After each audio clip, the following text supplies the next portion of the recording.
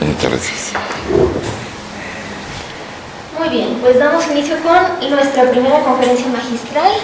Tengo el agrado de presentarles a ustedes al doctor Fernando Tenorio Tagle, miembro de la Asociación Latinoamericana de Derecho Penal y Criminología, que recién el año pasado presentaron su segundo congreso, si no me falla la memoria, y que bueno, contó con la gran participación de criminólogos connotados como Lola Aníbal de Castro, como Nilo Batista.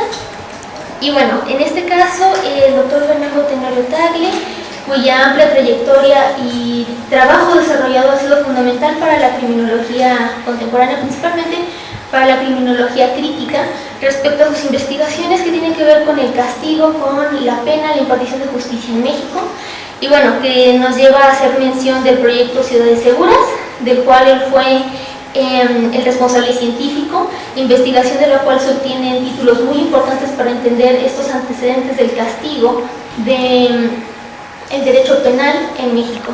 Bueno, el doctor Fernando Tenorio Tagle cursó estudios de justicia penal y criminología crítica en la United Nations Social Defense Research Institute de Roma. Él es egresado de la UNAM, de la licenciatura en Derecho, de aquí de esta casa de estudios. Y bueno, el día de hoy nos va a ofrecer la charla titulada El sistema penitenciario desde la perspectiva de la criminología crítica. Sin más, los dejo con su presentación. Muchas gracias. Muchas gracias, y me siento muy contento de regresar a mi facultad, muy cambiada, con muchísimos alumnos, obviamente, pero feliz de estar aquí otra vez. Yo siempre tomaba clases en las tardes. Y es que hay siempre un referente material, hay que trabajar, hay que hacer algo y seguir estudiando, si no, no se puede uno más, ¿no?, con ello. Pero fue agradable haber atravesado por esto, y lo que sí puedo decir es que si volviera a repetirse la historia, no estudiaría Derecho, no estudiaría Filosofía, Antropología, algo así, ¿no? De hecho, son las cuestiones importantes de ejemplos que doy en clase cuando estoy trabajando, y voy a iniciar con uno, por todo lo que la doctora Speckman mostraba aquí, de aquella criminología de esa época, ¿no?, que muy contagiada por la escuela positiva, más próximos a Italia. Bueno, yo empiezo mi clase contando un chiste, no siempre, pero contando un chiste de los psicólogos conductistas, que afirman que ya no utilizarán jamás ratas en sus experimentos, y en lugar de ello utilizarán abogados. ¿Y cuál es la razón de ello?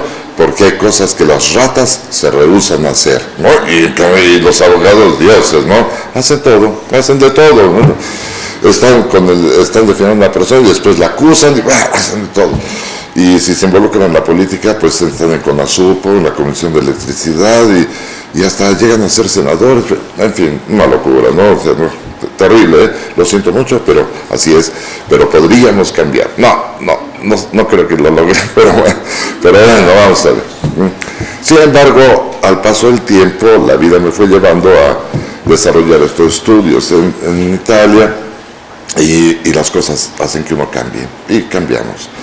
Cuando regreso a México no hay trabajo en ningún lado más que en la universidad, y esa fue una gloria. Entonces entré en todas las universidades posibles hasta que obtuve una plaza de tiempo completo, en la que llevo 26 años trabajando ahí, que es la UAM Azcapotzalco, y cotidianamente doy clases en diversas otras universidades en provincia, en el Instituto Nacional de Ciencias Penales, y aquí nos dan muy poco realmente, muy poco, pero estoy fascinadísimo de este tipo de vida académica que llevo. Además me puedo levantar a la hora que quiera, acostar a la hora que quiera, en fin. Y acabamos de regresar de nuestra estancia de investigación en Italia y voy a cerrar la plática con lo que está a punto de publicarse. Y me interesaba por la guía de unos filósofos que me encontré con sus obras allá, particularmente uno que es Umberto Galimberti, que había que acudir a una cuestión más bien simbólica que significa unir una ambivalencia, ¿no? Entonces, no estar tanto en la claridad como cuando las ciencias hablan, ¿no? De, vamos a aclarar esta cuestión, ¿no? Y entonces la luz, ¿no?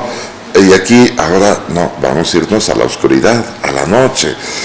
Y entonces yo trabajaba de noche y cuando salía el primer rayo del sol decía, ay, ya me voy a acostar, y me iba a dormir, ¿no? Y era lindo, me sentía vampiro, aunque no molesté a nadie de la región, ciertamente, ¿no? Entonces vamos a terminar esta plática con ese punto, pero quería contagiarlos de que si se dedican a la vida académica es una maravilla, chicos, una maravilla. Bueno, la cárcel. Bueno, es la historia del castigo. Dentro de esta historia del castigo, yo creo que ustedes pueden encontrar diversísimos manuales de penología, algunos derecho penitenciario, y yo recomendaría uno que es más breve que los grandes volúmenes, que es de un autor colombiano que fue asesinado por las Fuerzas Armadas de su país, bueno, cuando tomaron el Palacio de Justicia, el M-19.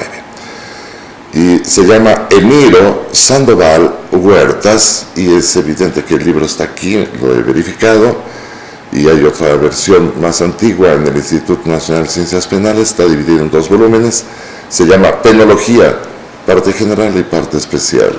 Aquí es un solo volumen, el que se encuentra en la facultad. Bueno, ahí empieza la historia del castigo con la venganza, continúa con la fase que los especialistas han llamado retribucionista, y después, bien, aparece la cárcel en una fase que llaman resocializante. Bueno, ¿por qué así aparece, no? Correccionalista y después resocializante. Sin embargo, el tema que hoy nos toca comentar es desde la perspectiva crítica. Y aquí hay ocasiones en que no se comprende qué es bien lo que significa la criminología crítica. Entonces hay cuestiones que son cuestiones de lógica, y por lo cual hay una escuela, una corriente de opinión contrapuesta con otras tendencias intelectuales, ¿no?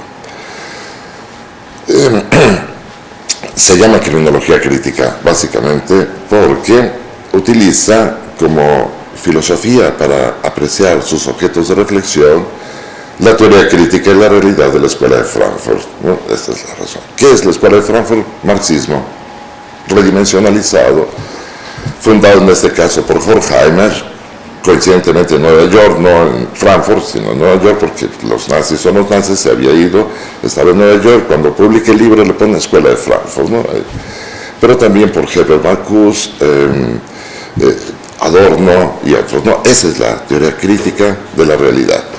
Asumiendo esta perspectiva, podemos ver la realidad de manera diferente a cómo lo veía el positivismo filosófico, a cómo lo veía la fenomenología, que han sido las 3 filosofías que han guiado lo que hoy conocemos como cultura criminológica. Y en este sentido, pues ha habido 3 tipos de criminología. Una inicial criminología, que es la escuela positiva de criminología. Una segunda, cuando surge la teoría que a mí me gusta llamar del etiquetamiento en el amplio sentido del término, que retoma como una filosofía para ver la realidad a la fenomenología, y finalmente la crítica criminológica, que es la corriente de opinión en la que yo me formé y que me parece la más adecuada. ¿Cuál es el objeto de estudio? No es el criminal, es el sistema de justicia penal. Mientras la criminología inicial, la etiológica, analiza las causas de la criminalidad y trata de buscarlas, que es una pregunta bastante prudente. ¿Por qué una persona se convierte en delincuente? Es interesante eso, ¿no? La criminología crítica trata de buscar cuáles son las causas por las que criminalizan estos comportamientos y friegan a estas personas, ¿no? Nada más. Y entonces parece que eso es... Ahora, en el caso, si analizamos un poco las cuestiones sobre que nos ha aportado Freud, particularmente el malestar en la cultura, Freud afirma no existen investigaciones sobre la felicidad, sino solo sobre la infelicidad, no porque la queremos conjurar. Entonces, claro, un criminólogo crítico estudia el sistema de justicia penal porque lo ha evaluado negativamente y parece que existen infinidad de ejemplos a este respecto, ¿no? Pero evaluarlo así. Una cuestión atractiva a este respecto sería analizar las cuestiones de impunidad para llegar a estas conclusiones iniciales muy someras. Cuando terminé Ciudades Seguras, hicimos la investigación en 4 ciudades del país, que son el DF, Tlaxcala, Campeche y Querétaro, y utilizamos estas ciudades en parte importante porque teníamos colegas ahí que podían hacer el trabajo. Y en segundo lugar, porque la historia era muy distinta en el momento en que se verifica la investigación, que es en el año 98. Tlaxcala y el DF tienen antecedentes náhuatl, aunque en conflicto, y en ese momento, año 98, tienen partidos políticos diferentes, ¿no? Esta ciudad la gobierna el PRD y aquella una alianza opositora. Campeche la gobernaba el PRI, tiene antecedentes mayas, y Querétaro es una ciudad colonial, no tiene antecedentes mesoamericanos y la gobernaba el PAN, en ese momento. Cuando terminó la investigación y hicimos una interesantísima encuesta de victimización, que la guió, en este caso, un colega que se llama Luis González Plasencia, que después se metió a la política, y entonces empezamos a apreciar que la criminalidad siempre era la misma en cualquier ciudad, estas tan diversas, ¿no? Que sometimos esta apuesta en Europa y empezó a resultar que también en España, también en Italia, después con esto del ALPEC, pues en Brasil, en Argentina, salvo Costa Rica, que era más peligrosa país que el caso nuestro. Y lo voy a decir en estos términos. La criminalidad mundial equivale, por ciudad y por país, tenemos verificado eso, equivale a entre el 20 y el 25% de su población. Esa es la criminalidad que tenemos al año. ¡Pum! ¿Sí? Digamos, en este país, pensemos que somos solo 100 millones de personas, pensemos, ¿no? Entonces hay entre 20 y 25 millones de delitos al año, ¿no? Ahora, claro, esto descontando siempre tráfico de drogas, armas y personas, llámese trata o llámese tráfico, ¿no? Descontando estos 3, ¡pum! Porque esos son difíciles de rastrear en las encuestas de victimización. En Italia, que se hizo esta experiencia, analizaron el tráfico de drogas y una vez que detectan lo que viene sucediendo en ese país de próximos 60 millones de habitantes, acreditan que se verifican 1 millón de transacciones ilegales de narcóticos al día. O sea que hay 365 millones de delitos que hay que agregar a todo esto, ¿verdad? Consecuentemente, esto va a causar un impacto fuerte en los ámbitos de la impunidad. Bien. Si analizamos el sistema penal en todo el mundo, está ya bastante corroborado que la impunidad, la media mundial de impunidad, estemos en Inglaterra, estemos donde a ustedes les guste, es 95%. Frente a las denuncias que se han establecido, ¿no? O sea, denunciamos tantos delitos, o sea, no hay cifra oscura, tráfico de drogas, nada de esto está considerado. Los homicidios, las violaciones, lo que se ha denunciado. La media mundial de impunidad es 95%. Bueno, si metemos la cifra oscura, o sea, en cada país se verifica entre 20 y 25 millones, entre el 20 y el 25% de su población, si metemos esto, la impunidad crece a 99.95%, ¿no? O sea, creció bastante poderoso. Y si metemos solo tráfico de drogas, como fue en el caso italiano, entonces la impunidad crece a 99.999, ¿verdad? O sea que el sistema penal solo tiene posibilidad de enfrentar la milésima parte de un 1% de la real criminalidad que se está desarrollando ahí, ¿verdad? Y esto, cuando entramos a un juzgado penal, están todos trabajando, y los carceleros, y todo el mundo trabaja. una milésima de un 1%, ¿verdad? Y no sé ni por qué seguimos estudiando esto, ¿verdad? Porque, o sea, no sirve para nada, maldita sea la cosa, ¿verdad? La cuestión está gravísima, ¿verdad? Entonces, claro, ante todo ello, a ver, ahora, justifícame la pena de muerte, ay, no, o sea, ya, ¿para qué hablar de estas cuestiones, verdad? O sea, empieza uno a tomar una actitud en parte agnóstica, la actitud de cualquier científico, pesimismo, ¿no? Qué triste es la realidad, y a tomar una botella de vino, no nos queda más remedio. Tinto, por supuesto, por supuesto. Y en la noche, mejor, hasta que salga la luz del sol, ¿no? Sería lo importante. Bueno, si esto es así, entonces nos percatamos cómo la cárcel se ha evidenciado de una manera que no parece que es como algunos la narran. Finalmente hemos progresado y ahora no empalamos a las personas, no las dilapidamos, sino las privamos de la libertad, nada más, ¿no? Algo así.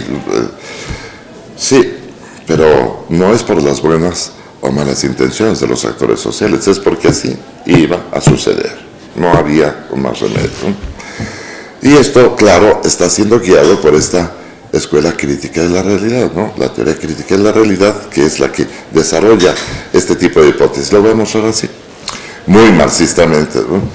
La hipótesis indicaría a determinadas condiciones de existencia se corresponde determinada cultura. Una de estas cuestiones es la cuestión penal, el castigo, ya, ¿no? Cambian las condiciones de existencia, entonces cambia esta cuestión cultural y cambia, evidentemente, pues el derecho penal, sus castigos y sus cosas, ¿no? Bueno, cambia, lo cual es ciertísimo. Y bueno, la historia nos ha dado una buena muestra de ello. Aunque todo esto, como diré más adelante, es una descripción. No estamos diciendo por qué pasan las cosas, que es la gran meta, que andamos todos a la búsqueda, por qué sucede lo que sucede. En el Renacimiento europeo, cuando inicia la fase retribucionista, una de las penas interesantes fue las galeras. Metían a las personas a las galeras de las embarcaciones para remar. Era la fuerza motriz de esto, ¿no? De ahí era, ¿no? Más adelante, nuestra subjetividad, después de haber comido el árbol prohibido, ¿no? Cambiamos, nos mutamos como personas, y entonces nuestra subjetividad enfrenta el mundo y lo va transformando. O sea, que si cambian las condiciones de existencia es porque nosotros las cambiamos, las modificamos, por esta masa encefálica que tenemos, ¿no? Entonces llegará el momento en que inventamos la máquina de vapor. Y la máquina de vapor, pues la ponemos en la embarcación y esta es la fuerza motriz. Entonces la pena de galeras, pues la quitamos de las codificaciones, ¿no? De las legislaciones y ulteriores codificaciones, y en su lugar aparecerá la cárcel, claro. O sea, la cárcel se corresponde entonces con este capitalismo que de mercantilismo ha madurado a la industria, y de ahí que inicialmente quien lo mostrase fuese Massimo Paverini y Dario Melossi en Cárcel y Fábrica, la traducción al castellano siglo XXI, y años después, muy poquito tiempo, Michel Foucault en Vigilar y Castigar, ¿no? El nacimiento de la prisión, también la traducción en siglo XXI, ¿no? Y así va, ¿sí? La cuestión es de que hoy la realidad se ha transformado también, porque después de esto vendría el chip, y entonces del capitalismo industrial hemos pasado al que los economistas llaman capitalismo avanzado. Y por eso nuestra realidad en varias ocasiones la llaman posmoderna, y algunos, para que nadie se enoje, la llaman modernidad avanzada, ¿no? Pero es otra modernidad, y sí. Y el gran problema que se tiene con la cárcel es que la tendencia de esta condición posmoderna o modernidad avanzada ha sido la informalización, la tendencia hacia la informalización. Y el caso nuestro, le llamamos, acostumbramos llamarle privatización, ¿no? Entonces hay una tendencia hacia, de lo público, delegarlo al privado, al ámbito del privado. Y el problema es que podemos apreciar con una gran claridad que hay una profunda informalización en el ámbito penal punitivo, tanto que podemos ver que existe más policía privada que policía pública, ¿no? Y hay una tendencia a que la cárcel, que es de la pena privilegiada en nuestro tiempo, desde hace 200 años y fracción por acá, pues hay una tendencia a su privatización también. Y todo esto enmarcado en una actitud también muy reciente que se llama populismo penal, que no tiene nada que ver con populismo político, esas cosas que son más inventos de periodistas y después tergiversan la realidad. Populismo significa que el privado no cree en las instituciones, y en parte no las cree porque la mayoría son abogados los que están trabajando ahí. Entonces, no, pero ustedes no creen en las instituciones, tampoco creen en las instituciones, ¿no? Entonces, pero sí creemos en el privado, porque en el privado aquí sí hay que dar resultados, ¿verdad? Tenemos que dar resultados. Entonces, claro, esta actitud populista significaría que si tengo una cárcel privada, aquí sí va a haber readaptación social, ¿no? Y pues no, está probado que un solo caso de readaptación social en el mundo no existe, ¿verdad? Y además es imposible, porque solo que me pagaran $10,000 mensuales por 50 años, yo sigo a un delincuente para saber si no cometió otro delito por 50 años, ¿verdad? Pero nadie va a hacer esa investigación, consecuentemente, no hay ningún caso verificado de readaptación social. Pero como lo desarrolla ahora el privado, ahí en ese sí voy a confiar. Y no, entonces ya va a haber prevención del delito, y no, una cuestión una vez más de lógica. Estas empresas viven pues de las firmas que consiguen, ¿verdad? Entonces una vez que se conjure la criminalidad, pues dejarían de trabajar. Entonces no, a ellos les interesa que el delito y el miedo sigan merodeando las ciudades para tener cada vez más contratos, ¿no? Entonces la tendencia es otra realmente. Bueno, sin embargo, me parece que el punto más atractivo sería: ¿y por qué pasan todas estas cosas, ¿no? Y eso es lo que nos preocupó en la estancia italiana. Y voy a señalar por qué pasó esto. Al cierre del siglo, y parece que ha sucedido en varias ocasiones, y en todas las disciplinas, las personas empiezan a hacer cuentas, bueno, ¿qué se ha hecho en nuestro tema, en nuestra disciplina, durante este siglo, ¿no? Siglo XX termina, ¿qué se ha hecho? Y mi director científico de los años 80 escribe, que es Massimo Pavarini, escribe un artículo poderosísimo sobre esta cuestión, aparte de las últimas 2 compilaciones en donde participó, publicadas en Inglaterra, ambos casos. Desarrolló un artículo que me permito traducir y lo publico en el INACIPE, que afirma: no hemos hecho nada. No, o sea, es que la criminología crítica podrá decir, pero ¿y qué hemos logrado hacer? Nada. Estamos agotadísimos, la disciplina está agotada, ¿no? Es decir, hay descripciones extraordinarias, no hay duda alguna, ¿no?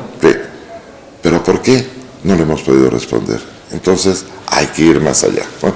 Es decir, es necesario hacer ciencia básica, por fortuna, con así cada año saca convocatoria de ciencia básica, pues yo quiero decir por qué, ¿no? Entonces me dan el dinero y nos vamos a Italia a dormir de día y trabajar de noche, pero dentro de casa, sobre un escritorio, no de noche, de otra manera, ¿eh? Si no sería astrónomo, viejo, o sea, antiguo, para que vea por un telescopio. Bah. Cuando me pongo a ver estas cuestiones, quedo capturado en nuestra primera, y yo creo que fue la única edición que tuvimos en la Universidad de Bolonia, Massimo y yo, de 2 personas, 2 antropólogos, un antropólogo y un filósofo. El antropólogo es René Girard, de la antropología francesa, a través de un texto que se llama La violencia y lo sagrado. Es un texto ya citado por Alessandro Baratta, que fue quien capturó a Latinoamérica y la motivó a desarrollar la criminología crítica, y por el último Zaffaroni, efectivamente lo viene a citar a René Girard. Y el otro es un filósofo que ha causado una gran conmoción interesante, sujeto que es Giorgio Agamben, y que escribe un texto que se intitula Homo Sacer. Bueno, tomamos estos 2 aspectos y empezamos con algunas conjeturas muy atractivas. Después de apreciar esta terrible impunidad que existe, ¿no? 99.999, Zaffaroni afirma, pues quien llega a la cárcel, pues es un idiota. No, o sea, con tanta enfermedad que solo a se le ocurrió cometer el delito delante de 10 policías, ¿verdad? O sea, algún psicópata que anda por ahí perdido, ¿no? Extraviado, y estos son los que llegan a la cárcel por toda esta impunidad, ¿no? Pero no faltará quien, así, en una reunión de café, en clase, o algún político, y no sabe ni por qué dice lo que está diciendo, pero dirá, es que los que están en la cárcel son chivos expiatorios, ¿no? Es muy fácil decir eso, lo cual es cierto, eso es cierto. Pero entonces hay que ir al origen del chivo expiatorio y hacer un recorrido hasta llegar a probar que estos son chivos expiatorios también, ¿verdad? Bueno,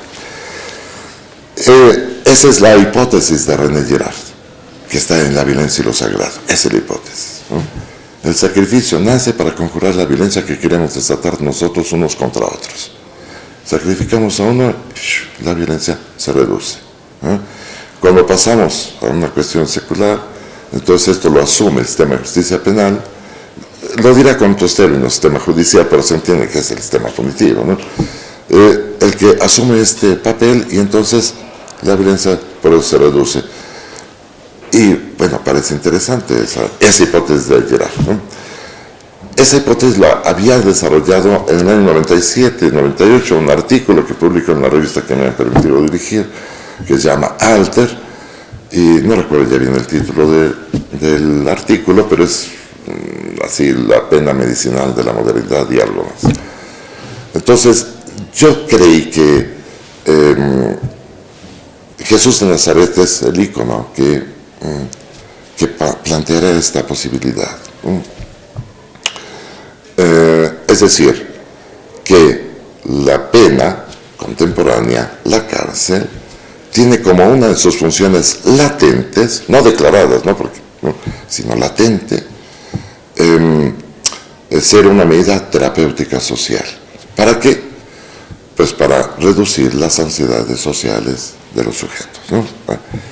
¿Por qué este nombre es una cuestión terapéutica? Pues porque el primer sujeto que sacrifica en la cultura de Occidente es llamado fármacos, ¿no? En Grecia, en la Grecia sacrificial. O sea, y es fármaco porque pues es la ritualidad terapéutica más importante de la época, ¿no? De aquella época. Entonces sirve para curar, ¿no? Todo esto es una fantasía, estoy claro en ello, ¿no? O sea, hay una gran enfermedad, epidemia en el pueblo, sacrifiquemos a uno, ¡pum! Se lo ofrecemos a los dioses y los dioses conjurarán esta epidemia. Y la epidemia pasaba, pero nadie se va a creer que el Dios mandó quitar la epidemia, ¿verdad? No, es una fantasía, pero hacíamos estas cosas, ¿no? Bueno, ahora las seguimos haciendo, pero los metemos a la cárcel, ¿sí? Bueno, ¿cómo fue posible poder probar esta parte que sigue siendo descriptiva? Muy simple, los que lo pueden hacer, ¿no? Con el primer mundo, con recursos económicos. Darren Melos investiga la estadística judicial norteamericana, o sea, quiénes van a la cárcel y quiénes no, ¿no? Y Massimo Pavarini analiza la realidad italiana. Ambos, un siglo de estadística criminal. Y claro, ahí se ve que cada vez que hay una crisis económica, o sea, como las antiguas penurias sociales, ¿no? Crisis económica, la tasa de aprisionamiento de personas sube. Una vez que hay abundancia económica, se reduce considerablemente. O sea que va manteniendo toda esa... Claro, es posible afirmar, tiene una función terapéutico-social, ¿no? O sea, el que está ahí está porque mató a una persona, porque robó, sí, pero está porque es un chivo expiatorio, porque si no, la violencia en la sociedad se desataría, lucharían unos contra otros, ¿no? Ahí va. Esa fue una línea interpretativa muy atractiva. Y la otra es la que desarrolla Agamben con Homo Sacer, que es una categoría también de la violencia en el ámbito de lo sagrado, pero ya de tradición latina, en su opinión, ¿no? Bueno, ¿quién es el Homo Sacer? Igual que el chivo expiatorio, como el fármacos, es un sujeto ambivalente. El chivo expiatorio es, en el caso del fármacos, que se reproduce en cualquier cultura, aún la mesoamericana, es llamado veneno y panacea. Es el culpable de los males, pero una vez que lo sacrificamos, es la panacea que salvará nuestros males. En cambio, el otro, que es el Homo Sacer, es un sujeto que es santo y maldito. que es una cuestión que cuesta trabajo entender por qué diablos le llaman santo y maldito, pero se entiende por qué, es muy amplio como para poder discutirlo en este momento, no tratarlo en este momento. Pero lo que descubre Agamben es que este sujeto muta y se transforma en el sujeto privilegiado del sistema punitivo. Entonces tenemos a dos sujetos en dos líneas interpretativas que llegan ahí. Ahora, Agamben, lo que me interesó es que afirma, siguiendo la relatoría de la tradición latina, por supuesto, que la característica más importante de aquel que designan como persona sagrada, homo sacer, ¿no?, es un sujeto cuya vida no tiene valor alguno. Este no tiene. Cualquiera lo puede matar. Este no vale nada, cualquiera lo puede matar y no habrá consecuencias jurídicas al respecto. Lo cual, atractivísimo, ¿no? Bueno, entonces aquí empezamos con un entrejuego para saber por qué, ¿no? Y cuando me encuentro una cita de Séneca, leyendo esta serie de textos, afirma algo que hoy volveríamos a confirmar, ¿no? Dice Séneca, la gente hace lo que hace sin saber por qué, ¿no? O sea, ahí está y no saben por qué lo están haciendo. Y aquí insistiría, esto va más allá de la buena o mala fe de los actores sociales, de los partícipes, de los protagonistas de la historia, más allá de la buena o mala fe, actúan de esta manera y no saben por qué lo están haciendo. Bueno, una vez que detecto a este Agamben, y que he citado por Bauman y por muchísimos otros, me pareció importante ir al origen para saber por qué está esto. ¿Quién es el que promueve el desarrollo de todo este tipo de trabajos de investigación? Uno que ha sido uno de mis autores favoritos, un chico alemán, judío también, que se llama Walter Benjamin, y tiene dos escritos que recomendaría para que así cambiemos, ¿no?, que son Para una crítica de la violencia, y el otro que va muy de la mano de la escuela positiva que se ilustraba hace un momento, que se intitula Destino y carácter. Según tus características estarás destinado, ¿no? Que es lindo porque apuesta de manera diferente a Freud, porque Freud afirma que una vez que violentamos nuestro nivel de censura, experimentamos culpa y nos destina la culpa a la experiencia del castigo. Y Benjamin prueba que no, es la experiencia del castigo el que destina a la persona a la experiencia de la culpa, ¿no? Y así algunos trabajos de algunos de mis alumnos han probado, en el caso de violencia de género, como la mujer que ha sido violentada sexualmente, al final termina diciendo, pero yo tuve la culpa. ¿Sí? O sea que una vez que viene ese sufrimiento, experimenta culpa, ¿no? O sea, el castigo nos destina a la experiencia de la culpa. ¿Por qué menciono a Benjamin? Porque en estos dos trabajos, particularmente en el primero, afirmará, habría que investigar el origen de la sacralidad de la vida. Es decir, cuando alguien decreta a una persona como homo sacer, como sujeto sagrado, ¿no? Y otra importante es, dice, porque el juez, el penal, el que aquí interesa, desata la violencia punitiva en contra de la nuda vita de ese sujeto, del imputado. Y la nuda vita es lo que Agamben llama una vida sin valor, ¿verdad? Siguiendo esta tradición latina, vida sin valor. Y aquí la cuestión viene muy atractiva. Porque no es que haya una cárcel para homo sacer y otra cárcel para fármacos. No, es la misma. Y lo interesante es que el sujeto mutará y se convertirá de homo sacer en fármacos y viceversa. Y eso es lo que me pareció atractivo del trabajo, ¿no? Y todo lo inicia Jesús de Nazaret. Eso sí, no hay duda, ¿sí? Ahora, todo el mundo piensa que Jesús de Nazaret se sacrifica por la humanidad porque el relato bíblico es el ejemplo. Pero no. Jesús de Nazaret es, en principio, un homo sacer, porque el homo sacer no violenta con su conducta ni el derecho divino ni el derecho humano, ninguno de los dos. Pero el pueblo, por plebiscito, lo puede decretar como sagrado porque le cae mal y ya, ¿no? Fuera de aquí, ¿no? Antes del Homo sacer está el bando soberano, que es donde Agamben descubre esta cuestión, pero antes de lo que descubre Agamben, pues, está el lobo en Arcadia, ¿no? El hombre lobo de Arcadia, y antes de ese es heredero del fármaco. O sea que la nuda vita inicial comienza con el fármaco, ¿no? Bueno, aquí, en este caso, Jesús de Nazaret lo decretan por plebiscito como Homo sacer. Pero él, como es el Hijo de Dios hecho hombre, según el relato bíblico, ¿verdad?, se destina al sacrificio.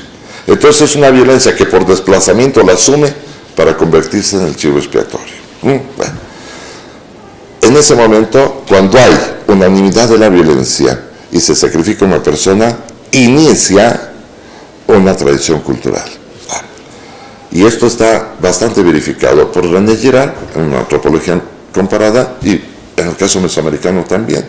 Una vez que sacrifica el primer sujeto, sucede el tránsito de una sociedad sin Estado a una sociedad estatalmente organizada. Bueno, pero ahora, una vez que hay este tránsito, todos los que entrarán en la cárcel asumen el papel de Jesús de Nazaret, o sea, de ser chivos expiatorios, pero mutan, cuando la violencia punitiva se está en su contra, mutan como Homo sacer, o sea, una persona cuya vida no tiene valor alguno. Y los que están en la cárcel, su vida no tiene valor alguno. Yo no estoy diciendo que yo piense eso, estoy diciendo que en el tejido social, en el imaginario social, estos no valen nada. Punto. Eso es lo que estoy diciendo. Si atraviesan, lo que recuerdo de nuestra partida en Italia, los que atraviesan por el país para ir desde Centroamérica para ir a Estados Unidos y llegan los Zetas o los X o los que sean y los matan, y vamos a investigar, su vida no tiene valor alguno, ¿sí? Y por eso no se investiga, no vale nada, ¿no? Bueno, todos los que llegan a la cárcel, según se afirma desde y antes de la cárcel, desde Víctor Hugo, son los miserables, ¿sí? Porque su vida no tiene valor alguno, ¿sí? Los necesitamos para reducir la violencia que está en el tejido social, para eso están ahí. Pero su vida no tiene valor alguno. Cuando salgan, cualquiera puede matarlos, no importa, no vale nada, ¿sí? Bueno, esto lo desarrollamos así por una cuestión simbólica que viene del origen mismo y muta, van mutando, el discurso de la primera racionalidad se convierte en parte del objeto del metalenguaje que lo está contrariando y así ha venido a migrar hasta nuestros días. En modo tal que hoy puedo afirmar, la violencia punitiva no solo administra este tipo de violencia para decretar como sagrado, aunque no lo tenga que decir, ¿no?, a una persona que no tiene valor alguno, sino que también administra la violencia ilegal. También la administra. O sea, el responsable de la violencia que se genera en la sociedad es el sistema punitivo. Y por desgracia, quienes son sus protagonistas no tienen conciencia de ello. No lo saben. Y lo que hay que hacer es leer muchísimo para que lo puedan saber y quizás eso sí pueda cambiar las cosas dentro de unos, tal vez, 2.500 años, más o menos, ¿no? Cuestión que no veremos, ¿no? Ahí. Pero sí, me parece que la cárcel entonces termina siendo solamente un receptáculo de sujetos que sirven como una ritualidad terapéutica social, pero que después serán desechados porque su vida no tiene valor alguno, ¿no? Esta violencia sagrada muta así, ¿no?, en el momento de secularizarse, asumiendo los papeles que le dieron origen, pero que lo hemos olvidado. No obstante, cuando estemos hablando sobre esto con otras personas, cualquiera podrá decir, es que son chivos expiatorios. ¿Y por qué lo dices? Porque viene desde el origen mismo todo esto. Bueno, yo me quedo aquí y podemos seguir platicando lo que quieran. Muchas gracias.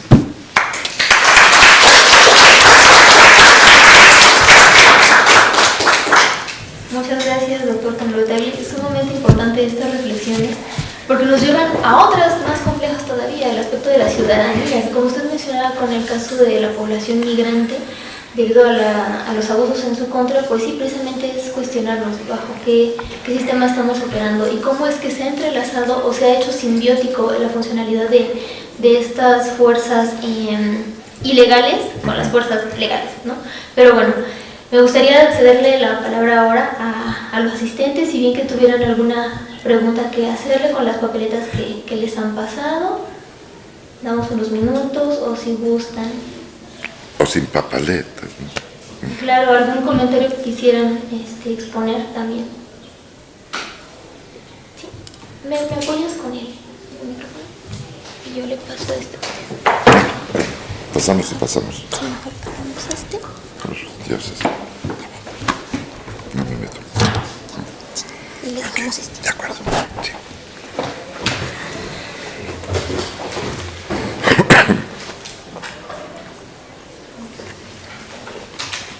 Pásenlo, chicos. Gracias. Muy buenas tardes, doctor. Me da mucho gusto conocerlos, es un honor para nosotros. Pues estudiamos el 8º cuatrimestre de la licenciatura en criminología y bueno, estamos innovando en esto de la corriente crítica precisamente y bueno, estoy grabando para mi grupo. La pregunta que tengo es acerca de su opinión sobre la pena de muerte ante la delincuencia organizada y el derecho penal del enemigo. ¿Qué opina usted acerca de esto? ¿No? Sabemos que de acuerdo a la corriente crítica el problema del delito es un problema social, pero queremos enmarcarlo en esta situación que estamos viviendo ante el neoliberalismo, la globalización y la delincuencia organizada transnacional. Sí. No, son temas que todos los días, y todos los años, todos los siglos, con o sin delincuencia organizada, o a no ser que Jack Sparrow formara parte de la delincuencia organizada de su época, ¿verdad? De los piratas estos del Caribe, ¿no? Son temas diferentes, me parece, sí, pero tenemos que encararlos así, ¿no?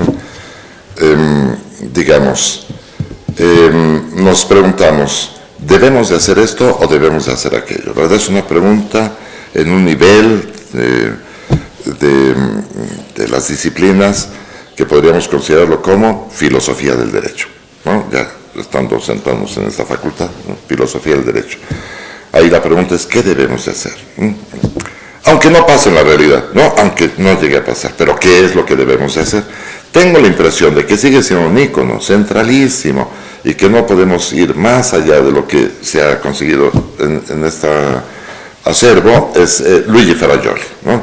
Y está bastante traducido, el texto del 89, se traduce en el 95 por la editorial Trotta, que se llama Derecho y Razón, Teoría del Garantismo Penal, ¿no? Es un volumen poderoso. Bueno. Y ahí, bueno, está pena de muerte, ¿no? Es el tema. Y hay una lógica en todo este ámbito valorativo. Hay una lógica que, a no ser que alguien la cuestione, debemos de seguir, ¿no? Lo que hacemos es construir principios necesarios, pero no suficientes, en este caso, ¿sí? Y voy a empezar así, en el ámbito más modesto. El derecho penal mínimo tiene 98 principios de justificación, ¿verdad? O sea, yo nada más voy a darle 2 o 3, ¿no? Así muy sintéticamente. Y todo esto viene porque les gusta a los juristas hablar en latín, ¿no? Entonces, de nulla pena sine crimen y cosas así, ¿no? Bueno, entonces, significa nulla pena sine crimen, es necesario que alguien cometa un delito para que se aplique la pena, ¿sí? Pero no es suficiente. ¿Me explico? Esa es la lógica. Entonces viene otro principio de justificación, nullum crimen sine injuria. ¿Y qué significa esto? Solo se justifica considerar como delito aquel comportamiento que cause daños materiales, ¿sí?, a terceros en su persona, en sus cosas, ¿no? Entonces por eso eso de ¿cómo se llama? El adulterio. ¿Sabes qué? No, que me salió sangre porque mi mujer se fue con otro más guapo que yo. Pero, no, ¿verdad? Me rompió el corazón, no es cierto, es una metáfora nada más. ¿Me explicó? Entonces, no se justifica. Incesto. No hay violación, ¿verdad? Incesto. Pues ni hablar, así es la vida, ¿no? ¿Sí? Y María Félix vivió hasta el último momento, ¿verdad? No hay problema, ¿sí? Bueno. Y como ese vienen otros principios más, ¿no? Y hay uno que no resiste la pena capital y que no sé en qué programa recientemente televisivo estaba apreciando lo que sucede en Inglaterra, ¿no? Pues que se equivocaron, mataron a uno y no era, ¿no? Entonces, pues, ¿y ahora qué hacemos con verdad? Entonces, hay un principio que no puede superar, de este tipo que estamos narrando, de los 98 que existen, ¿verdad? Hay un principio que no puede superar y por lo tanto no se justifica matar a una persona, ¿verdad? Y claro, porque pues el juez ¿cómo va a saber las cosas? ¿No? Los jueces estudiaron derecho, o sea, nada. No, o sea, porque, y le piden descubrir la verdad, pues ¿cómo va a descubrir la verdad si no sabe nada? ¿No? Entonces, o sea, nunca han llevado teoría del conocimiento 1, 2, 3 y 4, ¿verdad? No, llevaron lectura de códigos, pues ahí no sirve de nada. ¿Se podría equivocar el juez? Pues claro, es de los que se equivocan más rápido que cualquiera, ¿no? No es un filósofo, no es un físico, no es un tipo de estos que los obligan a dar resultados ahí, ¿verdad?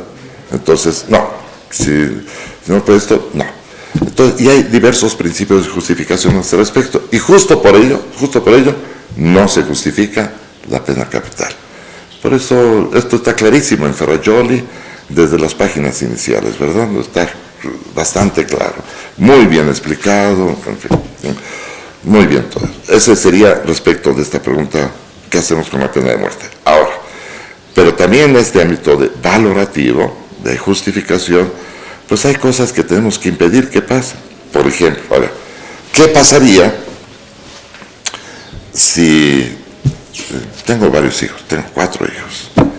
Si alguno de mis hijos los violenta algún degenerado según el positivismo criminológico, no, aunque no sea, ¿verdad? Vamos a suponer que, hijo, ¿qué voy a hacer yo? ¿Qué creen que vaya a hacer yo? ¿Los mato? Claro que sí los voy a ir a matar, ¿verdad? Voy a quedarme callado, me pondré música del agente 007, del Padrino por otro lado también para armarme de valor y los mato a estos mendigos, ¿verdad? Seguramente, ¿no? Bueno, pero si yo fuera juez, me quedo callado. Ay, aquí me llegó el violador, ¿no? Ahorita pena capital. Pero está prohibida. Mátenlo y después que apele. Pero primero, porque reacciona emotivamente, ¿cierto? ¿Se entiende eso, no? Entonces, bueno, una vez que esto empieza a evidenciarse, pues yo necesito excusarme de conocer de ese caso, ¿verdad? O sea, no puedo conocer de ese caso, ¿verdad? Y así van esta serie de principios de justificación, ¿verdad? ¿Qué es lo que voy a hacer? Yo los mato. Y si soy juez, me tengo que abstener de conocer del caso, ¿no? Y por eso se llama Derecho y Razón, ¿no? Teoría del Esquematismo Penal. Este texto con el que culmina lo que se conoce como Derecho Penal Mínimo, que tiene ulteriores trabajos y discusiones, ¿no? Que al cierre del siglo todavía se sigue hablando de estos puntos. Pero es una cuestión valorativa, ¿no? Es decir, responde a la pregunta, ¿qué debemos de hacer? En sí, todas las preguntas van en ese camino. La otra cuestión es, ¿cómo se llama esto? El derecho penal del enemigo, ¿no? El derecho penal del enemigo. Interesante porque Zaffaroni, que es nuestro secretario ejecutivo de esta ALPEC, ¿no? De esta asociación, escribió un libro que me permití publicar en la colección que dirijo, Analter, que se llama El enemigo en el derecho penal. ¿Por qué? Porque hay prueba con una claridad. Este derecho penal enemigo siempre ha existido. Pues claro, siempre, toda la vida ha existido. Necesitamos fármacos, chicos, ¿no? Para que la sociedad relaje sus ansiedades, si no estarían matando unos a otros, ¿no? Por eso los necesitamos, ahí los metemos y ya nos relajamos todos, ¿no? Por ejemplo, ¿qué pasaría si fuera el caso, no sé si siga actualizado, ¿no? Carlos Salinas de Gortari, este pobre muchacho, dice, está bien, sí, me llevé 50,000 millones de euros del país, ¿no? Soy más rico que Slim, pero extraño a Cuernavaca y se los regreso, y si me deja. Y un juez dice, pidámosle al pueblo que decida, o lo matamos o que devuelva el dinero. ¿Qué creen que diga el pueblo? Mátenlo, ¿no? Mátenlo. ¿Sí? Necesitamos ese tipo de violencia, ¿no? Y por eso el sacrificio, bla, bla, bla, ¿no? Entonces, ahí va penetrándose en esto. Pero estas preguntas son muy relativas a qué debemos de hacer, no por qué pasan las cosas, sino cómo, sino qué debemos de hacer frente a esta cuestión que estamos experimentando.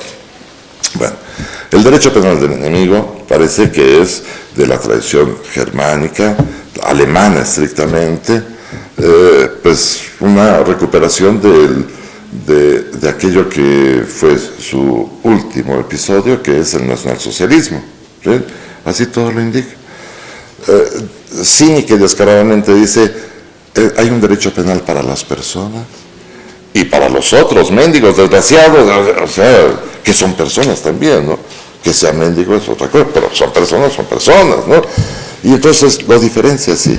Y no sé por qué mis colegas, pues porque solo estudiaron derecho, ¿no?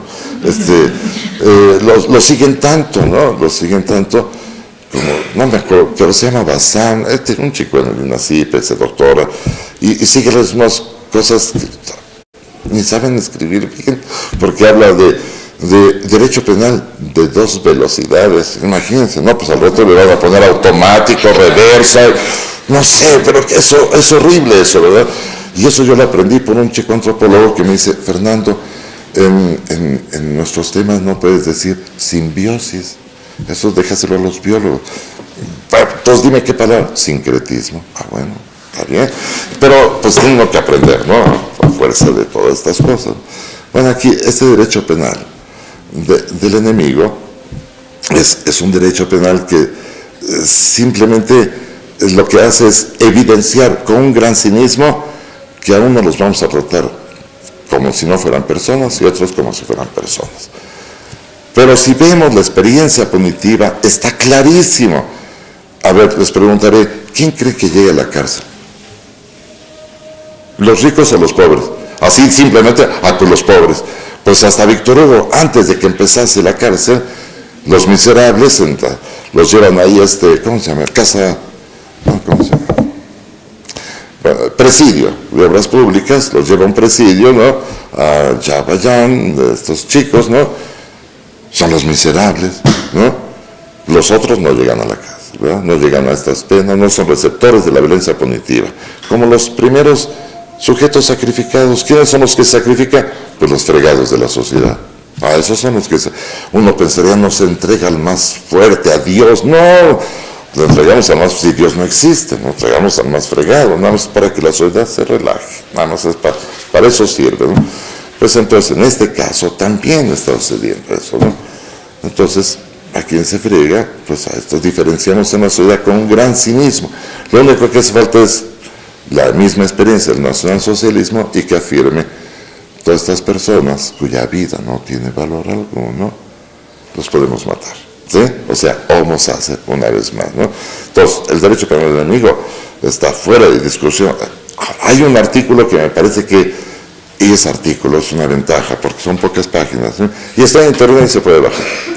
El autor es Luis Gracia San Martín, de la Universidad de Zaragoza, en España. Luis Gracia San Martín, y tiene gracia, así que, bueno. Y se llama El derecho penal del enemigo y el discurso de resistencia. Porque el derecho penal del enemigo es una actitud bastante fascista, pero los que lo critican dicen, regresemos al derecho penal clásico. El derecho penal clásico es el que produjo todas las contradicciones sociales de todo el siglo XVIII y XIX, ¿verdad? Entonces, no, aquí mucho más allá. Y entonces, por eso se llama discurso de resistencia. Y Luis Gracia analiza a través de diversas fuentes cómo poder encararlo y trascender a todo ello, ¿no? Me parece que hay ideas, ¿no? La otra pregunta, ¿cuál era? ¿El derecho penal del enemigo? ¿Está? ¿Sí? Sí. Uy. La edad. ¿Qué opina del trabajo de los centros penitenciarios? No se enojen. No sé si alguien está aquí trabajando ahí, no sé, ¿no? Pero nada más, o sea, se ponen de un lado y del otro lado están los delincuentes. La miseria está ahí. Ahí está. A ver, esto que voy a decir va más allá de las buenas o malas intenciones de los actores sociales, ¿no? O sea, yo he desarrollado este trabajo. Dije la pregunta, ¿verdad? ¿Qué opina del trabajo de los centros penitenciarios? Esa es la pregunta, ¿no? ¿Qué opina? Yo fui técnico penitenciario, pues cuando la universidad entró en huelga. No, dije, pues ¿qué hago ahora? Pues me voy para allá. Y la directora, pues, había sido mi alumna. Y entonces le dije, pues yo pues, quiero estar aquí un rato. Y me permitió. Claro, no llegaba a las 7 de la mañana, ni iba a firmar, ni iba a hacer nada, ¿no? Iba a orientar a su personal técnico, ¿no? Entonces ya cuando les di la teoría del etiquetamiento, ya casi hacía una revolución en la cárcel, íbamos a abrir la cárcel y comenzábamos a tomar las armas, pero pues todo era literatura y cosas lindas. Me pidieron que qué nombre le damos a la revista, y yo dije Letras Libres, pero pues ya existe, ¿verdad? Entonces, hubiera sido bonito, ¿no? Estoy en la cárcel, pero mis letras son libres, ¿no? Sería preciosa todo esto, ¿no? En fin, la miseria está ahí. Es decir, la miseria no solamente de los internos, los receptores de esta violencia, ¿no? Sino los que trabajan ahí también, ¿sí? O sea, por ejemplo, el custodio es el que no pudo ser policía federal, policía local, el de más bajo rango, ahora está en la cárcel en la escoria, ahí. Y este es escoria también, punto, no hay más. El psicólogo que está ahí, no sé cuánto podrá ganar, no sé, voy a inventar una cantidad, perdonadme, ¿no? 10,000 pesos al mes. Yo pienso, tal vez sea menos, tal vez sea menos. 10,000 pesos al mes. Si ponen su consultorio, todos estamos locos, y más si estudiamos Derecho, ¿no? O sea, digo, no, es poderosa esa cuestión, ¿no? Entonces, pues necesitamos ayuda, ¿no? Uy, ¿cuánto cobrará un psicólogo prudente, prudente? Pues 800 pesos nos hace un favor, te descuento el 20%, ¿no? Algo así, ¿no? 20%, va. No, ahí va. Ahora, lo único que hacen en todo esto es tratar de satisfacer una cuestión personal. Y recomiendo una producción fílmica a este respecto para evidenciarlo. Se llama Magnolia, en singular, ¿sí? Magnolia. Y uno de los protagonistas, para verificar que sea esto, se llama Tom Cruise. Y en esta película actúa. Aquí sí no hay duda alguna. Está fuerte. Son varias historias que se entrelazan en un dado momento. La que me interesa narrarles y que la verán es de un chico, un policía, uniformado, y que va pensando cosas y que en el arte cinematográfico se difumina, ¿no? Entonces le vamos escuchando su pensamiento y afirma una cuestión muy cierta, dice: si yo durante toda mi vida como policía logro salvarle la vida a una persona, ya, me doy por satisfecho. Bueno, y tiene razón, ¿no? O sea, qué lindo, pues él lo hizo. Sí, solo que hay 99.999 de impunidad, ¿no? Entonces estará feliz, pero todo lo demás está terrible, ¿no? Está terrible ahí. Entonces, eso yo creo que es un gran problema. Y la persona que esté ahí pensará probablemente, de acuerdo a la escuela positiva que se comentaba por el autor Speckman, que tal vez readaptó ya a una persona, ¿no? Y no es cierto, ¿sí? Pero él se sentirá bien, ¿sí? O sea, la miseria hasta del pensamiento. Entonces, esto puede cambiarse muchísimo, muchísimo. Pero entonces hay que asumir una actitud crítica de la realidad para todo ello. Por ejemplo, las instituciones están al servicio mío, todas, incluido esta universidad. ¿Por qué? Porque yo soy el soberano, ¿no? Soy el pueblo, ¿no? Y entonces quien está aquí está a mi servicio. Me refiero al director, ¿no? Como cuando yo soy profesor de la universidad, el rector está a mis órdenes, Es el rector, sí, pero yo necesito eso. Yo necesito eso. ¿Me lo puedes dar, sí o no? No, hombre, pues ponte atrás. Yo estoy haciendo mi trabajo, tú haces el tuyo, que es atenderme a mí para satisfacer las inquietudes de los que quieren conocer algo, ¿no? Y digamos así, bueno, en la cárcel, pues todo el personal que está ahí, ¿al servicio de quién estará? No de mí, que estoy afuera, ¿verdad? Pues del interno. La pena es solamente una. Si seguimos a Luigi Ferrajoli, ¿verdad? La restricción del derecho a la libertad de tránsito. Y solamente eso, ¿eh? Claro que hemos agregado 1000 cosas. En Italia no hay visita íntima, por ejemplo, ¿no? Pues aquí sí, menos mal, ¿no? Pero, y ahora en la ciudad, menos mal que ya hay no sé, se casan entre el mismo sexo, ¿no? Como sea, como se les quiera decir. Pues ahora en la cárcel, pues también, ¿no? Aquí ahora, ¿no? Pero imagínense, hace una década, pues una persona homosexual, pues decía, yo tengo derecho a la visita íntima, ¿no? ¿Sí? Pero cambias de novio a cada rato, ¿y qué? O sea, ¿cuál sería el problema, verdad? Pues, en libertad tengo derecho a cambiar de pareja, sí, pues sí, aquí, ¿por qué no? La pena es solo 10 años de reclusión, o sea, la privación de la libertad de tránsito, por ejemplo, ¿no? ¿Sí? Bueno, entonces esto propicia, sí, que pues se violenta infinidad de derechos. Entonces, los operadores sociales que se encuentran en la cárcel están al servicio de ellos, de los internos. Si cambiásemos esa forma de encarar la realidad, no digo que se van a readaptar, eso es una estupidez, realmente. O sea, una estupidez de que está desadaptado y de que lo vamos a readaptar. Es estúpido lo uno y lo otro. La teoría del etiquetamiento lo resuelve con una gran claridad.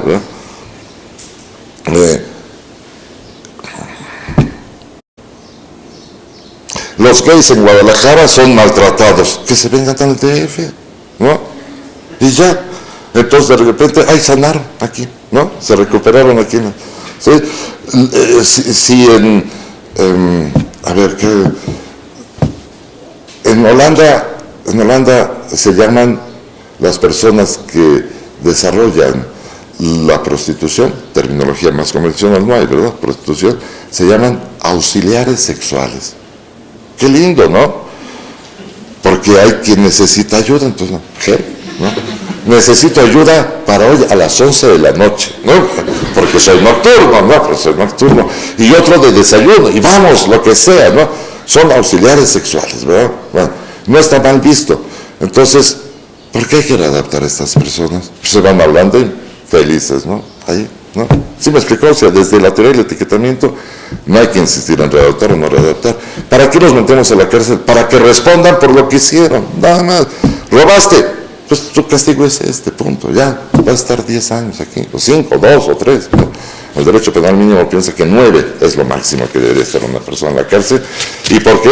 Porque allá, como aquí, la cárcel es la cárcel.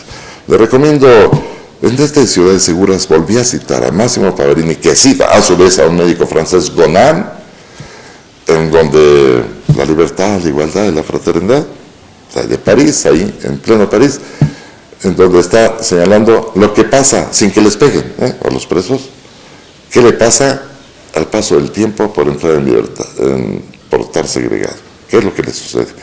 Si es cárcel, pero si va a un internado, no le pasa eso, pero en la cárcel sí, solo por entrar a la cárcel. Entonces, dioses, ¿qué hay que hacer? Aminorar todo el martirio carcelario que se tiene, o el suplicio. ¿Qué suplicio? ¿Saben de qué palabra proviene suplicio? Viene de la súplica a los dioses. Es un sacrificio. Maten a estos. Después se hace tormento, pena capital y tormento. Y ahora cualquier mujer lo dice, porque estos zapatos son un suplicio. Populismo penal. Joseph, ¿quieres decir qué se entiende por populismo penal? Es el tema de tesis del licenciado maestro. Sí, claro. Bueno, pues recordarán ustedes que aquí se dio el caso de que el Partido de la Vida, el Partido Verde, pues estaba ahí con algunas propuestas medio extrañas donde quería proponer la cadena perpetua y la pena de muerte, ¿no? Que son penas trascendentales, inusitadas, prohibidas constitucionalmente, pero pues es la respuesta que puede dar un partido político ante la violencia, ¿no? Y lo hace no porque vaya a dar un resultado de que disminuya la violencia, porque la gente diga, bueno, es certero el castigo y me van a quitar la vida si yo secuestro, o si yo mato, si yo violo. lo que quieren es ganar votos, ¿no? Entonces, estas propuestas van dirigidas a un electorado que está temeroso de la situación que está pasando. Y bueno, ahorita vienen discusiones similares. No sé si escucharon el caso de una compañera, de una niña de 16 años que apuñaló 65 veces a su compañera. Entonces, bueno, la gente ve estas noticias en internet y tú ves 100 comentarios donde dicen, por favor, que no la traten como menor, infractora, como imputable, que la traten como adulta, que le den cadena perpetua, que la quemen en leña verde. Y eso es el populismo penal, ¿no?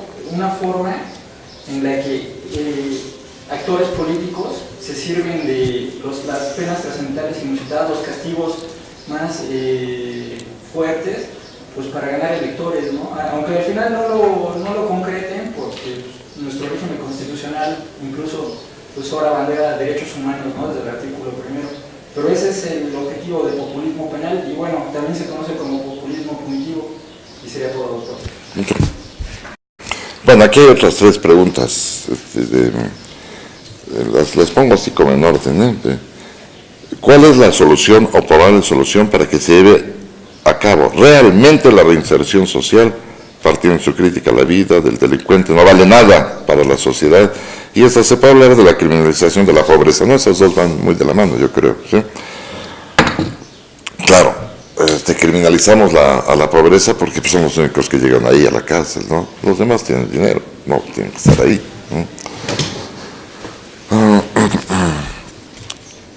Reinserción, insistiría en que solamente tiene que haber este cambio de mentalidad y que no es posible hacerlo si en los cursos de derecho memorizamos y no analizamos las cosas, ¿no? De derecho penal, obviamente, o en criminología, ¿no?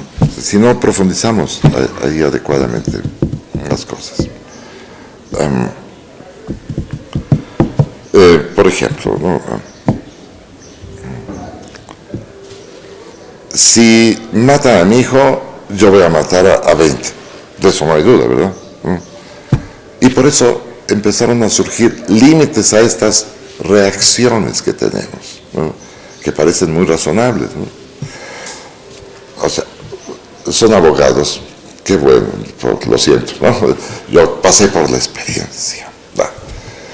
Pero ustedes que reconocen las leyes y todo eso, si sufren la afectación de un familiar, todo con la ley, todo con... No, que vamos y reaccionamos emotivamente ahí, ¿no?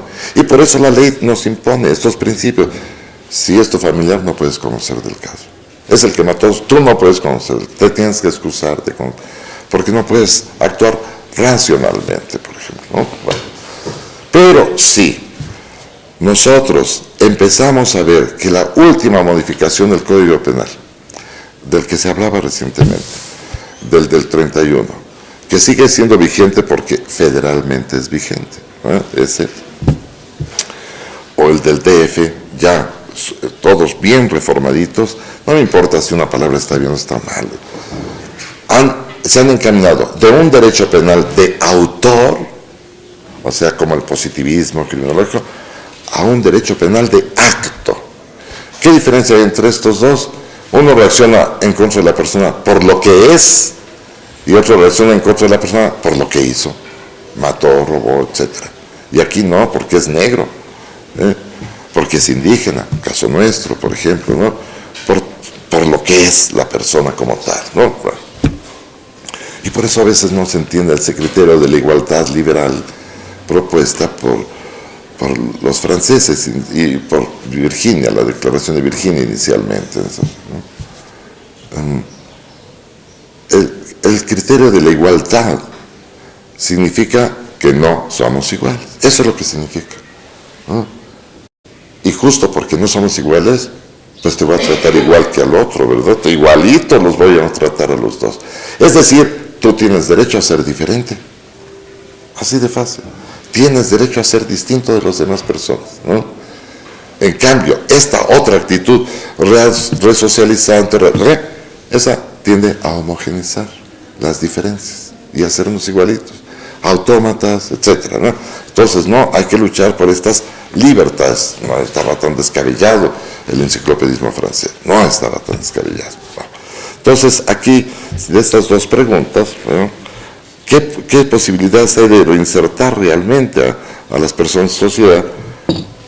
Pues tratándolas como iguales, es decir, tú tienes derecho a ser diferente de los otros, ¿no? En el texto de Ferrajoli recuerdo una frase: este derecho penal liberal, poderosamente liberal, nos da derecho a ser desgraciados, mendigos, etc. Pero si hacemos algo en contra de algo, hay que responder por ello, ¿verdad? Por eso respondo, ¿sí? Si lo hago, respondo por ello. Pero yo tengo derecho, no tengo que ser un santo, ¿verdad? No, puedo ser lo que quiera, pero si hago algo, tengo que responder por eso que hice, no por ser santo, no ser por lo que hice, estrictamente, ¿verdad? Entonces yo creo que ahí tal vez se pueda resumir las dos preguntas, ¿no? Criminalización de la pobreza. Todos los chicos que iban al sacrificio son los fregados de la sociedad. Una vez que se implanta esto, es el fregado. Y me parece que cuando descubro esto está descubierto de por siempre, ¿no? Cuando descubro la vinculación con el sistema cognitivo, se hace interesante, ¿no? En la venganza como reacción ante la ofensa, pues había una limitación formal que era la exposición. Yo expongo ante el grupo ofendido al autor de la ofensa, ¿no? No me mates a toda mi familia, no, este fue el que lo hizo, ¿no? Mata a este, ¿no? Pero no necesariamente es el autor de la ofensa. El grupo dice, ¿quién? ¿Y a quién van a entregar? Pues al fregado de su grupito, ¿verdad? Ahí te dejo esto, mata a este. Pero si tú lo mataste, sí, pero mata a este, ¿no? Y ya se satisface tu ofensa, ¿verdad? Y así empieza todo esto, ¿verdad? O sea, los segmentos inferiores de cada sociedad, de cada agrupación, son los receptores de la violencia sacra y punitiva. Entonces, criminalización de la pobreza, por supuesto. Claro que hay una poderosísima criminalización de la pobreza. ¿Ustedes creen que alguno de los delincuentes más renombrados sepa hablar francés e italiano y escriba relatos publicados en los domingos en la jornada? No, este no va ahí a la cárcel. No, este toma las historias de la pobreza que está en las cárceles, ¿no? Receptores de desperdicios sociales, al final de cuentas, ¿no? O sea, bueno. Y the last one. El constante intercambio de papeles entre víctima y victimario, la falta de confianza en las instituciones, los chivos expiatorios y demás, ¿cuál, en nuestra opinión, de los grupos de autodefensa? Los grupos de autodefensa. ¿Qué piensa uno de los grupos de autodefensa? Pues mandarlos a la selección nacional en Brasil al rato, porque a lo mejor ganamos el campeonato con estos grupos, ¿verdad? A lo mejor. Defensa, no nos meterán goles, ¿verdad?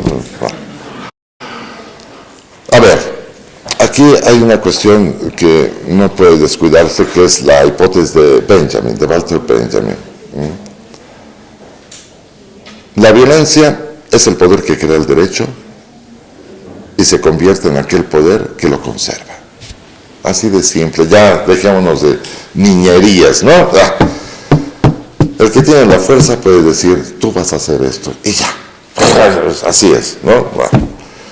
Y son tres tesis, ¿no? Siempre doy tres. Esa es una. La siguiente es, la violencia que está fuera del derecho es peligrosa porque tiene el carácter de creación jurídica, entonces hay que atacarla. Vamos contra esto. Y la última es, la violencia solo persigue dos finalidades, crear o conservar derecho. Es lo único. Ahora, derecho, consientan que Walter Benjamin no estudió derecho, sabe más que nosotros, pero no estudió derecho. Estudió letras, o sea que lo dice hasta lindo, lo escribe lindamente bien, ¿no? Pero cuando afirma el derecho, la violencia o produce o conserva derecho, ese es ya un ícono de que aún en este campo que estamos aquí, llegará el momento en que yo diga, el próximo que salga, cero en mi materia, que no sea cierto, ¿verdad? Pero puedo decir eso, ¿no? Entonces, ¿quién tiene? El que tiene la fuerza, el que puede hacer estas cosas, ¿no? Pero si se levanta la mitad y dice, pues vete al diablo. Ah, bueno, está bien, ¿no? No, ¿sí me explico? Es una cuestión de fuerza, de poder, ¿no? Y el derecho es así, ¿no?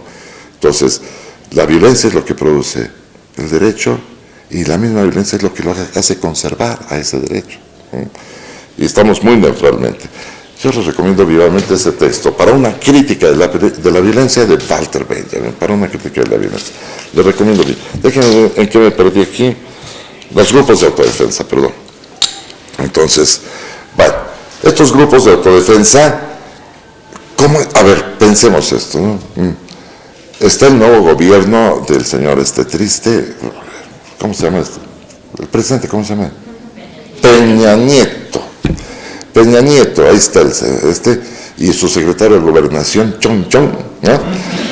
Chon. Y entonces dicen, ¿pero cómo se les ocurre a estos?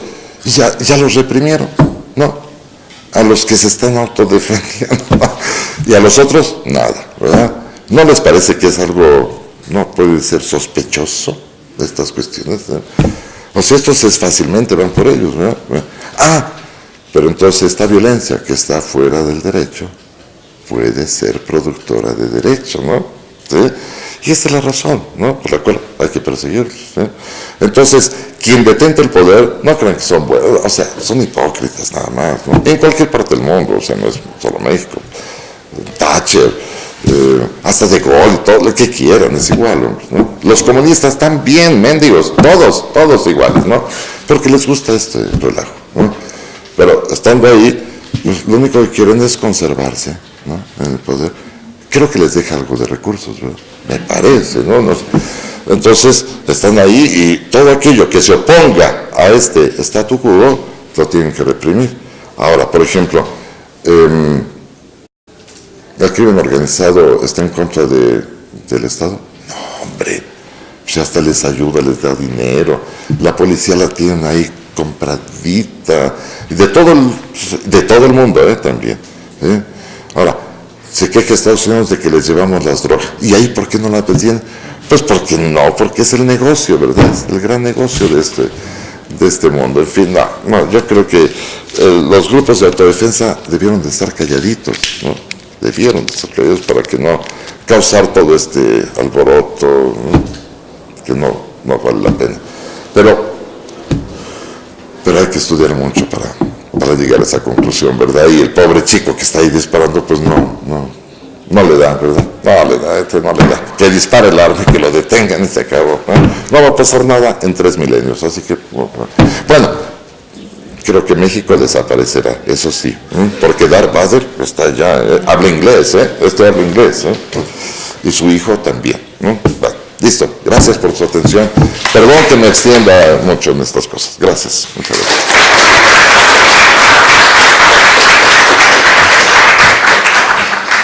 Perdón.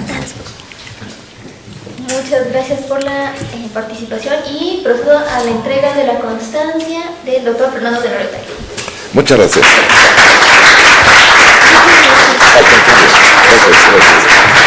Y bueno, les recuerdo que reanudamos las actividades a las 4 con la conferencia magistral de la doctora Pilar Calveiro al respecto de la violencia de Estado y posteriormente la mesa dedicada a temáticas de feminismo con la participación de la historiadora Marta Santillán, la doctora Luciana Ramos Lira y de lo del derecho va la maestra Idalia Pérez Fernández Hija. ¿Okay? Muchas gracias.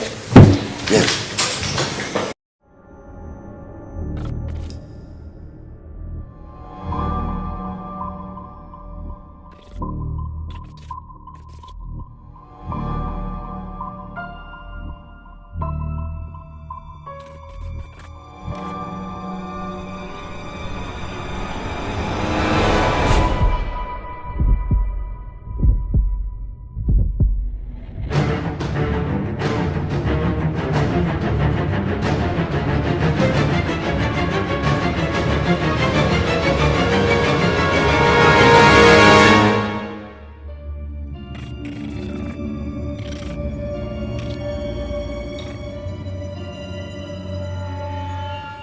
Con la pena, la impartición de justicia en México, y bueno, que nos lleva a hacer mención del proyecto Ciudades Seguras, del cual él fue el responsable científico, investigación de la cual se obtienen títulos muy importantes para entender estos antecedentes del castigo del derecho penal en México. Bueno, el doctor Fernando Tenorio Tagle cursó estudios de justicia penal y criminología crítica en la United Nations Social Defense Research Institute de Roma. Él es egresado de la UNAM, de la licenciatura en Derecho, de aquí de esta casa de estudios. Y bueno, el día de hoy nos va a ofrecer la charla titulada El sistema penitenciario desde la perspectiva de la criminología crítica. Sin más, los dejo con su presentación. Muchas gracias. Muchas gracias y me estoy muy contento de regresar a mi facultad, muy cambiada, con muchísimos alumnos obviamente, pero feliz de estar aquí otra vez. Yo siempre tomaba clase en las tardes y es que hay siempre un referente material, hay que trabajar, hay que hacer algo y seguir estudiando, si no, no se puede uno más, ¿no? Con ello. Pero fue agradable haber atravesado por esto y lo que sí puedo decir es que si volviera a repetirse la historia, no estudiaría Derecho, no estudiaría Filosofía, Antropología, algo así, ¿no? De hecho, son las cuestiones importantes de ejemplos que doy en clase cuando estoy trabajando. Y voy a iniciar con uno, por todo lo que la doctora Speckman mostraba aquí, de aquella criminología de esa época, ¿no? Que muy contagiosa. Y se llama Emiro Sandoval Huertas, y es evidente que el libro está aquí, lo he verificado, y hay otra versión más antigua en el Instituto Nacional de Ciencias Penales, está dividido en 2 volúmenes, se llama Penología, parte general y parte especial. Aquí es un solo volumen el que se encuentra en la facultad. Bueno, ahí empieza la historia del castigo con la venganza, continúa con la fase que los especialistas han llamado retribucionista, y después bien, aparece la cárcel en una fase que llaman resocializante. Bueno, porque así aparece, ¿no? Correccionalista y después resocializante. Sin embargo, el tema que hoy nos toca comentar es desde la perspectiva crítica. Y aquí hay ocasiones en que no se comprende qué es bien lo que significa la criminología crítica. Entonces hay cuestiones que son cuestiones de lógica, y por lo cual hay una escuela, una corriente de opinión contrapuesta con otras tendencias intelectuales, ¿no? Se llama criminología crítica básicamente porque utiliza como filosofía para apreciar sus objetos de reflexión la teoría crítica y la realidad de la Escuela de Frankfurt, ¿no? Esta es la razón. ¿Qué es la Escuela de Frankfurt? Marxismo redimensionalizado, fundado en este caso por Horkheimer, coincidentemente en Nueva York, no en Frankfurt, sino en Nueva York, porque los nazis son los nazis, se había ido, costar a la hora que quiera, en fin. Y acabamos de regresar de nuestra estancia de investigación en Italia, y voy a cerrar la plática con lo que está a punto de publicarse, y me interesaba por la guía de unos filósofos que me encontré con sus obras allá, particularmente uno que es Umberto Galimberti, que había que acudir a una cuestión más bien simbólica, que significa unir una ambivalencia, ¿no? Entonces, no estar tanto en la claridad como cuando las ciencias hablan, ¿no? De, vamos a aclarar esta cuestión, ¿no? Y entonces la luz, ¿no? Y aquí ahora no, vamos a irnos a la oscuridad, a la noche. Y entonces yo trabajaba de noche, y cuando salía el primer rayo del sol decía, ay, ya me voy a acostar, y me iba a dormir, ¿no? Y era lindo, me sentía vampiro, aunque no molesté a nadie de la región, ciertamente, ¿no? Entonces vamos a terminar esta plática con ese punto, pero quería contagiarlos de que si se dedican a la vida académica es una maravilla, chicos, una maravilla. Bueno, la cárcel. Bueno, es la historia del castigo. Dentro de esta historia del castigo, yo creo que ustedes pueden encontrar diversísimos manuales de penología, algunos derecho penitenciario, y yo recomendaría uno que es más breve que los grandes volúmenes, que es de un autor colombiano que fue asesinado por las Fuerzas Armadas de su país. Bueno, cuando tomaron el Palacio de Justicia, el M-19, guiada por la Escuela Positiva, más próximos a Italia. Bueno, yo empiezo mi clase contando un chiste, no siempre, pero contando un chiste de los psicólogos, conductistas, que afirman que ya no utilizarán jamás ratas en sus experimentos y en lugar de ello utilizarán abogados. ¿Y cuál es la razón de ello? Porque hay cosas que las ratas se rehúsan a hacer, ¿no? Y los abogados, dioses, ¿no? Hacen todo, hacen de todo, ¿no? Están defendiendo a una persona y después la acusan y hacen de todo. Y si se involucran en la política, pues están en CONASUPO, en la Comisión de Electricidad y hasta llegan a ser senadores, en fin, una locura, ¿no? O sea, no, terrible, ¿eh? Lo siento mucho, pero así es. Pero podríamos cambiar. No creo que lo logren, pero bueno, vamos a ver. Sin embargo, al paso del tiempo, la vida me fue llevando a desarrollar estos estudios en Italia y las cosas hacen que uno cambie, y cambiamos. Cuando regreso a México no hay trabajo en ningún lado más que en la universidad, y esa fue una gloria. Entonces entré en todas las universidades posibles hasta que obtuve una clase de tiempo completo, en la que llevo 26 años trabajando ahí, que es la UAM Azcapotzalco, y cotidianamente doy clases en diversas otras universidades en provincia, en el Instituto Nacional de Ciencias Penales. Aquí nos dan muy poco realmente, muy poco, pero estoy fascinadísimo de este tipo de vida académica que llevo. Además me puedo levantar a la hora que quiera.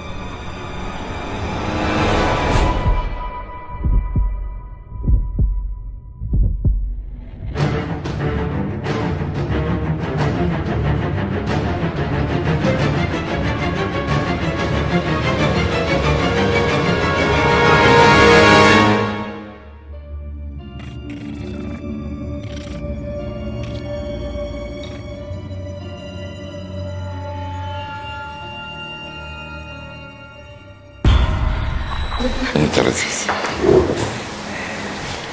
Muy bien, pues damos inicio con nuestra primera conferencia magistral. Tengo el agrado de presentarles a ustedes al doctor Fernando Tenorio Tagle, miembro de la Asociación Latinoamericana de Derecho Penal y Criminología, que recién el año pasado presentaron su segundo congreso, si no me falla la memoria, y que bueno, contó con la gran participación de criminólogos connotados como Lola Aníbal de Castro, como Nilo Batista. Y bueno, en este caso, el doctor Fernando Tenorio Tagle, cuya amplia trayectoria y trabajo desarrollado ha sido fundamental para la criminología contemporánea, principalmente para la criminología crítica, respecto a sus investigaciones que tienen que ver con el castigo.